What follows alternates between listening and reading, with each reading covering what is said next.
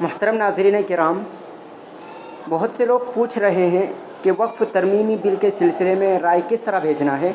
तो देखिए, हम अमली मश्क़ के ज़रिए से आपको बतला रहे हैं कि किस तरह से अपनी राय भेजना है। तो ये जो आपको नज़र आ रहा है ऊपर गूगल, इसके साइड में एक ऑप्शन है, आप इस पर क्लिक करें। इस पर क्लिक करने के बाद आपको यहाँ स्कैनर डालना है, QR कोड। अगर आपके पास QR कोड नहीं है तो हमारे व्हाट्सएप पर मैसेज कीजिए, हम आपको इंशाल्लाह QR कोड भेज देंगे। हमारा व्हाट्सएप नंबर वही है जो आप स्क्रीन पर देख रहे हैं। तो यहाँ हम ये QR कोड डाल देते हैं। जब आप QR कोड डाल देंगे तो यहाँ आपको एक लिंक नज़र आएगा, आपको इस पर क्लिक करना है। जैसे ही आप इस पर क्लिक करेंगे तो आपके सामने इस तरह से सफ़ा खुल जाएगा और ये नीचे लिखा हुआ नज़र आएगा जीमेल खोलें। आप इस पर क्लिक कर दें। इस पर जैसे ही आप क्लिक करेंगे तो आपके सामने वो पूरी डिटेल लिखकर आ जाएगी जो हमको आगे भेजना है। अपनी तरफ से आपको कुछ भी नहीं लिखना।